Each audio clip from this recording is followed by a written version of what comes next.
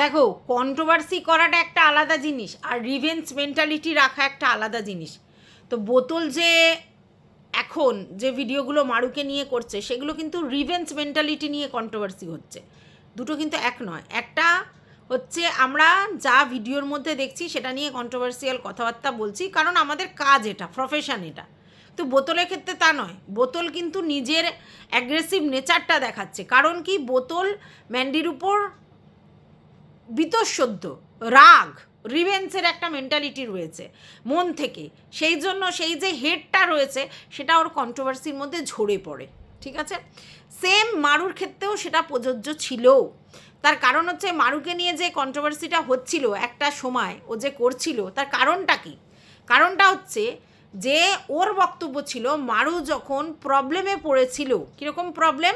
যে ওদের বিয়ের সময় ওদের যে সাক্ষী ফাক্ষির ব্যাপার ছিল বা হেল্পের ব্যাপার ছিল, বা ওদের প্রেম করার সময় অনুপমের সঙ্গে যখন ওদের কোনো একটা ঝামেলা হয়েছিল মারুর, তখন বোতলকে সাপোর্টে রেখেছিল মারু। মানে হচ্ছে বোতলের সঙ্গে কথাবার্তা বলতো, মন খারাপের কথাবার্তা বলতো, মানে সাপোর্টে রেখেছিল, ওকে ইউজ করেছে মেন্টালি। তারপর বোতলদের বাড়িতে অনুপম মারু এসছে, ঘুরেছে, খেয়েছে, প্রয়োজন পড়েছে টাকার ধার নিয়েছে, শোধ করেছে কিন্তু টাকার ধার নিয়েছে, কখনো চুলে স্ট্রেটনিং করবার জন্য, কখনো তেল ভরবার জন্য, কখনো কী সব বিল ফিল, ইলেকট্রিক বিল ফিল দেওয়ার জন্য ধার চেয়েছে, ও দিয়েছে এবং সেই ধার ওর আবার শোধ করেছে। তো ছোট্ট ছোট্ট সামান্য সামান্য ব্যাপারে ওর কাছে ধার করেছে, ওর থেকে টাকা হেল্প নিয়েছে, ওর থেকে মানসিক হেল্প নিয়েছে। আবার ওর মন খারাপ হয়েছিল বলে মারুকে নিয়ে ও দীঘায় ঘুরতে গিয়েছিল। মারুর মন খারাপ হয়েছে, মারু ঘুরতে যাবে বলে বলেছিল, ওর কোনো ইন্টেনশন ছিল না, ও শুধুমাত্র স্বার্থত্যাগ করেছিল। আবার সেই ট্রিপে সবথেকে বেশি খরচা ও করেছিল মারুর থেকে। ঠিক আছে, আবার মারুকে মানে বমি কাচিয়েছে, মারু বোতল খেয়ে মানে উল্টে পড়েছিল, সেজন্য বমি কাচিয়েছে।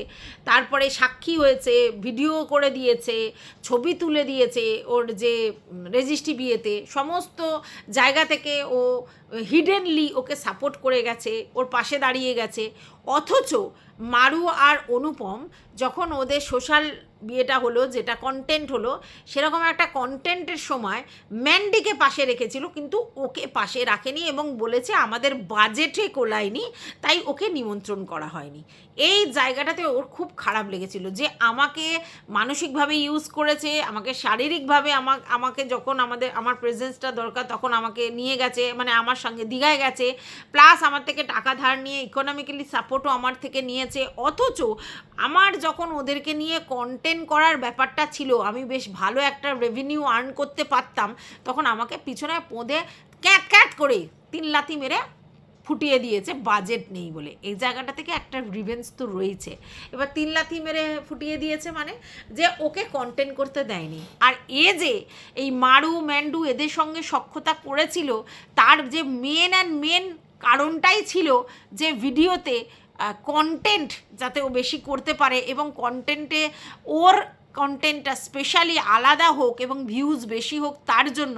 এটা তো তোমরা নিশ্চয়ই বোঝো, কারণ ওর ভিডিওর মেন ফান্ডাটাই থাকে ভিতরের কথা রিভিল করা। যখনই প্রয়োজন হবে ওর সঙ্গে কি কথা হয়েছিল, ওর সঙ্গে কেমন ছিল সম্পর্ক, ওর জন্য কি করেছিল, এই ধরনের বক্তব্য নিয়ে ও ভিডিও করে। ভিডিওর মধ্যে যা থাকে সেটা দেখে ভিডিও করা, আর ভিডিওর ভিতরের ইনার পার্টের যে কথা, তাতে মানুষের যে কিউরিসিটি বেশি থাকে, এটা নিশ্চয়ই তোমরা বোঝো। সব সময় মানুষ, জানো তো, যেখানে হাইড অ্যান্ড সিক, যেখানে ঢাকা জিনিস, সেটার প্রতি মানুষের কিউরিসিটি বেশি থাকে। যেমন ধরো, একটা যদি রাস্তায় একেবারে পাগলি টাইপের কেউ ঘোরাঘুরি করে, তাতে কিন্তু মানুষের ইন্টারেস্ট থাকবে না। কিন্তু তুমি যদি চড়ি চুপি এক ধরনের ড্রেস পরো, যেটাতে আলো আধারির খেলা হচ্ছে, তাতে কিন্তু মানুষের হিডেনলি খুব কিউরিসিটি থাকে। তো সেম বোতলের ক্ষেত্রে হয়েছিল। বোতল তো মানে ভিডিও টু ভিডিওর যেভাবে কথা, সেটাতে আমরা ভিডিওতে যা দেখছি তার উপর রিলেট করে বলছি, সেটা তো আলাদা কথা। কিন্তু এই মধ্যখানে বাউন্স, কীরকম বাউন্স? আমার সঙ্গে এই হয়েছিল, আমার কাছে এই চেয়েছিল, আমার ওর মায়ের সঙ্গে এই কথা হয়েছিল, ওর মা জামাইয়ের নিন্দা করেছিল, ওর বাবাও জামাইয়ের নিন্দা করেছিল, রাগের কারণে জামাইয়ের নিন্দা করেছিল, কিন্তু এইভাবে কি করে বলতে পারে? ঠিক আছে, তারপরে ম্যান্ডি মারুর সম্বন্ধে কি বলে রেখেছে, মারু ম্যান্ডির সম্বন্ধে কি বলে রেখেছে, ওদের দুজনের মধ্যে কি কথোপকথন হয়েছিল, ইচ অ্যান্ড এভরিথিং। ও ওই যে বললাম মাঝে মধ্যে ওই ফুলচন্দনের মতো মাঝে মধ্যে দিয়ে যায়। আর এটাই ওর ভিডিওর ভিউজের কারণ ওর ভিডিও দেখবে তোমরা, যেখানে ভিউজ যদি 10,000 হয় সেখানে লাইক হয় 200 থেকে 300। তাহলে এই যে 700 লাইকটা কোথায়, 1000-700 লাইকটা কোথায়, সেখানে 10,000-এ 300 লাইক হচ্ছে। তাহলে এই লাইকগুলো কোথায় যাচ্ছে? অ্যাকচুয়ালি ওকে ভালোবেসে না, ফর কিউরিসিটি ওর ভিডিও বেশি লোকজন দেখে, আর দ্যাটস ওয়াই ওর ভিডিওটা ওই জায়গায় রয়েছে। এবং সেই জন্যই ও কিন্তু বলে যে আমার ভালোবাসার লোক কম হলেও চলবে, কিন্তু আমাকে ঘৃণা করার লোক বা আমাকে হেট করার লোক যেন কম না হয়। তার মানেটা কি? ও জানে ওকে যারা দেখে তাদের বেশিরভাগই হেটার্স, তাদেরও ব্লক করে দিয়েছে, মানে কমেন্ট করতে পারে না, হাইড করে দিয়েছে, তারপরেও তারা দেখে, কিউরিসিটি। আর এই জন্যই ওর অহংকারটা এই জায়গাতে দাঁড়িয়ে আছে, ঠিক আছে? তো যাই হোক, এইবার কথা হচ্ছে যে আমরা হাটের ভিডিও থেকে কি দেখতে পেলাম, যে ও মারুকে নিয়ে খিল্লি করছে, যে শুধুমাত্র 50,000 ভিউজ, 80,000ও হলো না, 1,00,000ও হলো না। তোমরা জানো যখন ভিডিও বিয়ের ব্যাপারগুলো ঘটেছিল তখন কিন্তু মারুদের ভিডিওর ভিউজ 1,00,000-এর উপরে পৌঁছে গিয়েছিল 2-3টে ভিডিওতে। এবং সেখানে কিন্তু বোতল তখন বলেছিল, তুই তো সেই ভিউজ কামাচ্ছিস রে, লাখ ছাড়িয়ে গেছিস, ভিডিওতেই বলেছে। তার মানে কি, ওর কাছে এই ভিউজটা তো ম্যাটার, তার জন্যই তো ওই হাইটা ফেলেছিল যে তুই তো 1,00,000-এর উপরে ভিউজ কামাচ্ছিস রে, লাখে খেলছিস, বলেছিল তো। এবং ম্যান্ডুকে জ্বালানোর জন্যও বলেছিল, ঠিক আছে?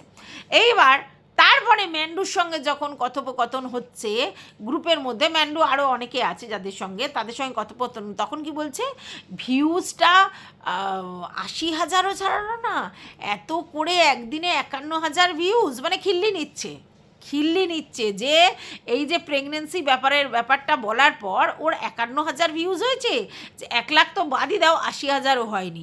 এতে ওই জন্য ওকে প্যাগ মারছে, মানে একটা সময় 1,00,000 হয়েছিল ভিউজ, সেই জন্য ওকে প্যাগ মারছে, খিল্লি নিচ্ছে। তো কথাটা হচ্ছে যে ও কি তোকে ওর ভিউজের জন্য তোকে বলেছে যে আমার কেন কম হয়েছে বেশি হয়েছে?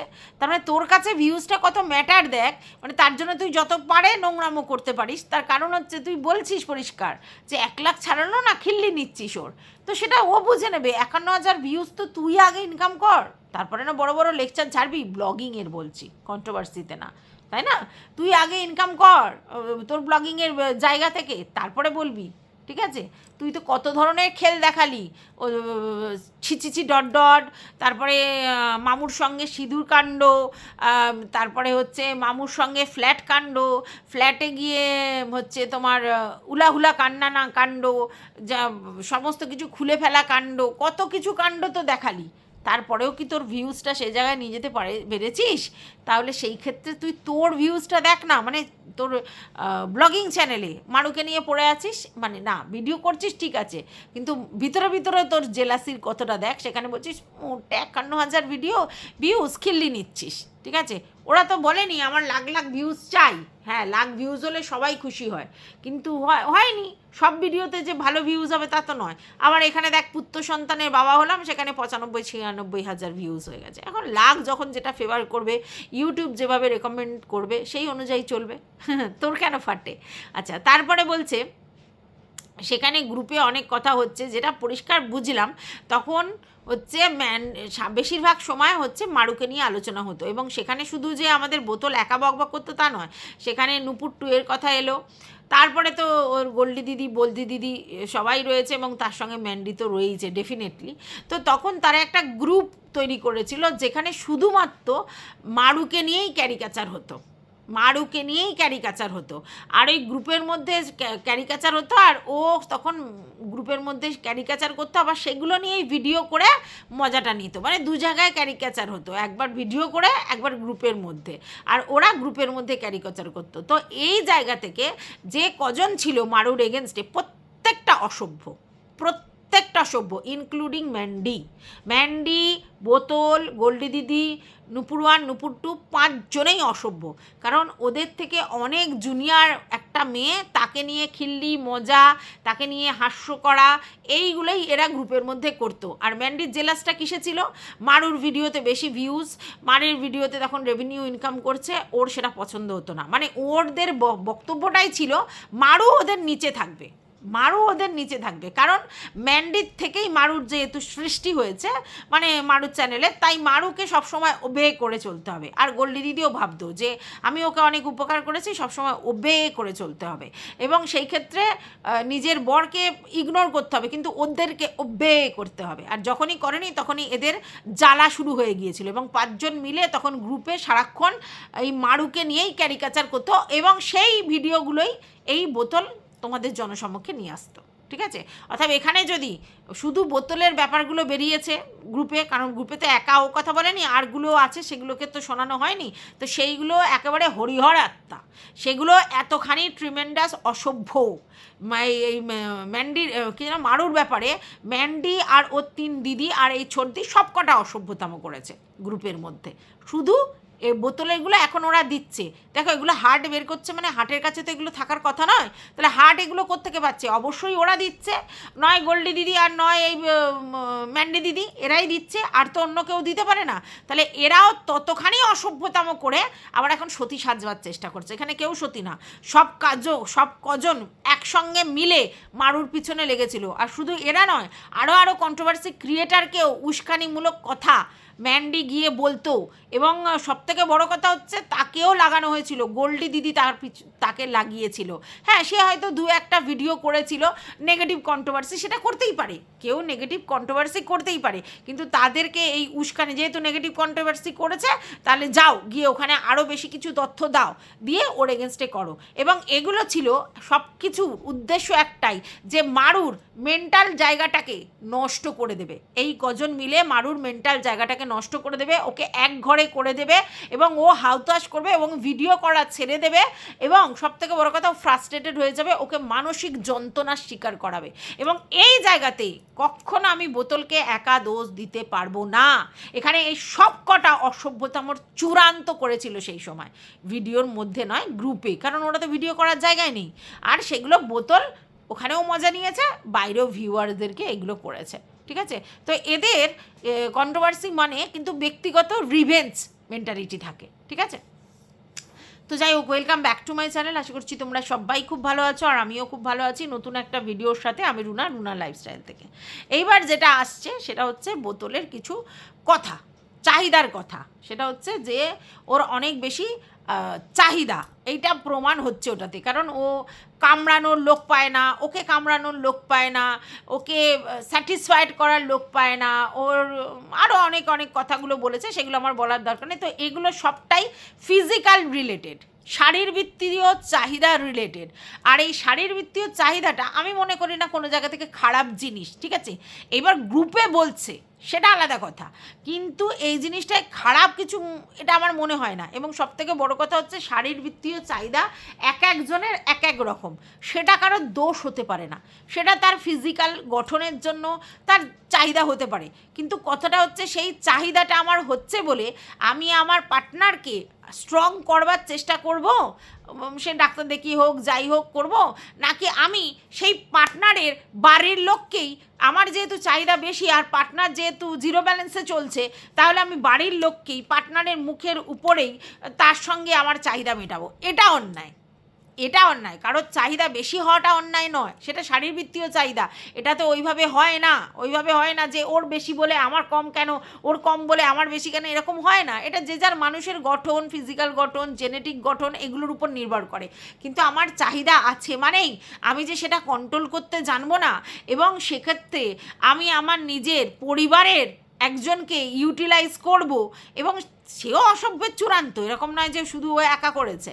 তো সেখানে আমার হাজব্যান্ডকে আমি প্রপারলি গাইড করে বা সেরকম কোনো সাইকোলজিস্ট দেখিয়ে নিজেদের মধ্যে জিনিসটা ঠিক করার চেষ্টা করব, নাকি আমার ঠিক নেই বলে বা ওই বাড়িরই একজন সন্তানের সাথে আমি সেই লেভেলের করব যেটা আমাদের সমাজ বহির্ভূত কাজ, এইটাতে অন্যায়। ঠিক আছে, এইবার গ্রুপের মধ্যে এই কথাগুলো আলোচনা হয়েছে, ছি সবাই বলছে যে ছি কি বাজে বাজে কথা। একটা একটা জিনিস তোমরা ভালো করে মাথায় নিয়ে রেখো, ঠিক আছে? বোতলের দোষ ধরতে হবে বলেই বোতলের দোষ ধরলে হবে না। সেটা হচ্ছে বোতল তো অবশ্যই ওর মধ্যে কথাগুলো বেরোচ্ছে মানে বোতল তো ওইগুলো ধরনের কথা বলেছে, কিন্তু আর যাদেরকে তোমরা সতী মনে করছো তারা কি কোনো এই ধরনের আলোচনা করেনি? অবশ্যই করেছে। একা তো কেউ আলোচনা করতে পারে না, একা তো কেউ বলতে পারে না, বা হতে পারে এন্টারটেনমেন্ট দেওয়ার জন্য একটু বেশিই বলে ফেলেছে, তার মানে দোষটা কি এর? এই করছে। অনেকে আছে এখানে ছুপা রুস্তাম, ওরাও তো এগুলো এনজয় করেছে। বোতল এই ধরনের যে কথাগুলো বলেছে, আমার এই কামড়ানোর লোক নেই, আমার এই খাওয়ার লোক নেই, আমার এই মুখে দেওয়ার লোক নেই, এসব অনেক ধরনের কথা বলেছে যেগুলো সবটাই ওই রিলেটেড। তো এইগুলো তো তারা তো বেশ র্যালিশ করেছে, প্রত্যেকজন র্যালিশ করেছে। এখন তার এগেনস্টে প্রুফ দেওয়ার জন্য দেন অ্যান্ড দেন সেগুলোকে চারিদিকে পাঠিয়েছে। তো এরা কম ক্ষতিকারক? এরা কম ক্ষতিকারক? তখন তোরা মজা নিয়েছিস কেন? কেন বলিসনি যে গ্রুপে এই ধরনের কথা আমরা শুনতে চাই না? তখন তো বেশ র্যালিশ করেছি, তখন তো বেশ মজা লুটেছি, কারণ এদের মধ্যে সবারই ভরে ভরে পারভার্সন আছে। এবং আমি বলবো এরা সব কজন, যে কজন গ্রুপের মধ্যে ছিল, প্রত্যেকে আনস্যাটিসফাইড জোনে আছে, আর তার জন্য এই ধরনের বিকৃত কথা বলে তারা এনজয় করে। মানে এর থেকে বিকৃত কথাগুলো শুনে তারা এনজয় করেছে, রীতিমতো এনজয় করেছে। আজকের দিচ্ছে সেগুলোকে পাঠাচ্ছে এদিক ওদিক, কিন্তু ব্যাপারটা তো এনজয় করেছে, তার জন্য শুনেছে। আর তার জন্যই তো বোতল আরও বেশি উৎসাহিত হয়ে আরও বলেছে, এই করেছি, ওই করেছি, সেই করেছি। তো এখানে তো সবাই, সবার মধ্যে সব থেকে মনে হয় গোল্ডি দিদি, আর ওই গোল্ডি দিদি মনে হয় সব থেকে বড়ো। তা সে কেন সেই সিনিয়র মোস্ট পার্সন হয়ে সেইগুলো কেন তখন ওকে বারণ করেনি যে ভাই ভাই তুই এগুলো কী বলছিস, কী করছিস, এগুলো কী ধরনের কথা? তখন তো বেশ মজা লুটেছে, তখন তো বেশ মজা লুটেছে সব কটা। এখন মনে হচ্ছে যে খুব বাজে, খুব নোংরা। তো ও যদি নোংরা হয়, বোতল যদি নোংরা হয়, গোল্ডি তার থেকেও বেশি নোংরা, ম্যান্ডিও নোংরা, এই ব্যাপারটাতে স্পেশালি নুপুর 1 to 2 সবাই নোংরা। এবার কেউ যদি বলে না আমি শুধু শুনেছি বলিনি, তার মানে কি তুমি যুধিষ্ঠিরের বোন হয়ে গেলে? নাকি তুমি সেগুলো শুধু শুনেছো বলে তোমার মানে কান শুনেছো বলে শুধু কানটা গন্ধ হলো, মুখে বলনি বলে তুমি ভালো হয়ে গেলে? কেউ ভালো না। এই গ্রুপের মধ্যে যা যা কথা হতো বা যে ধরনের আলোচনা হতো, তাতে আমার মনে হয় না স্পেশালি এরা কেউ ভালো, আর কেউ এদের রুচি ঠিকঠাক, এদের প্রত্যেকেরই বিকৃত রুচি। তার জন্য এই ধরনের কথাবার্তা যখন আলোচনা হতো সেগুলোকে বেশ ভালো করে এনজয় করেছে। আজকে যখন এদের মধ্যে ক্যারিকাচার হচ্ছে, ঝামেলা হচ্ছে, অশান্তি হচ্ছে, বোতলের কাছ থেকে কিছু কিছু বেরোচ্ছে, তখন এরাও এইগুলোকে চারিদিকে পাবলিশ করেছে, নাও এগুলো নিয়ে করে খাও, তাই তো? শোনো, আমি বোতলকে কন্টেন্ট করি, কিন্তু বোতল আমার শত্রু নয়। সব দোষ বোতলে রাখার আর এরা ধোয়া তুলসী পাতা, সেটা কি করে হয় ভাই? একটা গ্রুপের মধ্যে একা কেউ বক বক বক করতে পারে, একা কেউ শুধু বলতে পারে যদি অন্য লোক এন্টারটেন না হয়। আর কেউ মস্তিবাজি কথা বলছে মানেই সে সেগুলো করেছে কিনা তারও কিন্তু প্রুফ নেই, ঠিক আছে? কেউ মস্তিবাজি কথা বলে তো তার মানেই সে সমস্ত কিছু এগুলো করেছে, এরও কোনো কিন্তু প্রুফ নেই, ঠিক আছে? তো এই কথাগুলো বলে কি মনে হচ্ছে যে ও খুব নোংরা, নিকৃষ্ট, বাজে বাজে আলোচনা করে, এটা প্রমাণ হচ্ছে, তাই তো? আর যারা শুনছিল, হ্যাঁ, তারা কি সব উৎকৃষ্ট, সব হাইফাই? এই যে কিছুদিন আগে বলছিল না স্ট্যান্ডার্ডের কথা, যে ওই স্ট্যান্ডার্ড নয়, ওই কালচার নয়, ওই পারবারিশ নয়, এরকম ধরনের কথা বলছিল। তা আমি তো মনে করি বোতলের থেকেও ফার ওরা খারাপ। যদি বলো কেন, বোতলের নয় পারভারিশ খারাপ, ঠিক জায়গা থেকে মানুষ হয়নি, হ্যানা ত্যানা, তার জন্য এই ধরনের ল্যাঙ্গুয়েজ, এত ফাউল কথাবার্তা বলে। তা তোরা তো ভাই মানে হাই স্ট্যান্ডার্ড লোকজন, মানে তোরা তো সেরকমই প্রিটেন্ড করিস আর কি সবাই, যে আমরা বেশ হাই স্ট্যান্ডার্ড, আমার বাপ এই, আমার দাদা ওই, আমার ভাই ওই, আমার বউ ওই, ভাইয়ের বউ ওই, আমার মা ওই, আমার বাপ ওই, আমার মা শিক্ষিত, আমার এই শিক্ষিত। সব যদি এত শিক্ষিত ফ্যামিলি থেকে বিলং করে, এত শিক্ষিত সমস্ত লোকজনরা, তো তারা এই কালচারে কেন, এর সঙ্গে কেন এই ধরনের আলোচনা করেছে? তাদের তো একটা মিনিমাম স্ট্যান্ডার্ড আছে। এবার যদি বলতে চায় যে না ওকে আমরা ভালো করতে চেয়েছি, হ্যাঁ, এরা এই ধরনের কথা বললে আমার আবার পুকুত করে হাসি পেয়ে যায়। কারণ কি?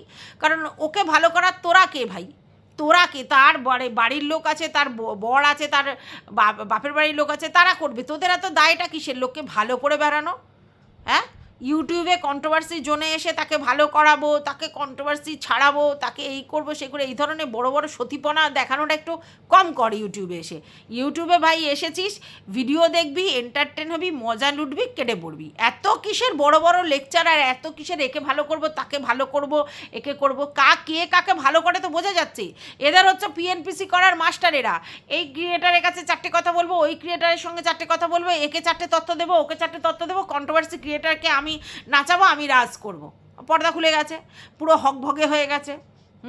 এখন সমস্ত কিছু জানা হয়ে গেছে, এখন এই কী করছে, এই মানে কথাবার্তাগুলো দিয়ে বেড়াচ্ছে। তো দিয়ে কী বেড়াচ্ছে, নতুন করে বোতলকে কে ভাই চিনছো, আমি তো বুঝতে পারছি না।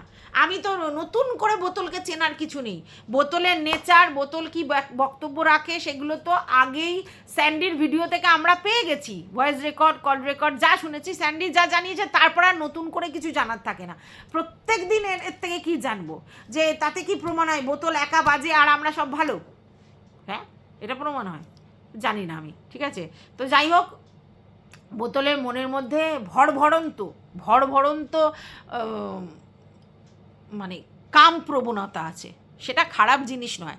আর সেটা যে ঠিকমতো ইউটিলাইজ হয় না বা মেটে না, সেটার প্রমাণও দিচ্ছে। কারণ কি বলতো, যাদের সত্যি সত্যি সমস্ত কিছু ঠিকঠাক হয় না, তাদের এত মুখে বড় বড় কথা বলতে হয় না। এই যে মুখে এত বড় বড় কথা বলতে হয় বা সবসময় এই রকম ধরনের কথা বলতে হয়, তার কারণটা কি?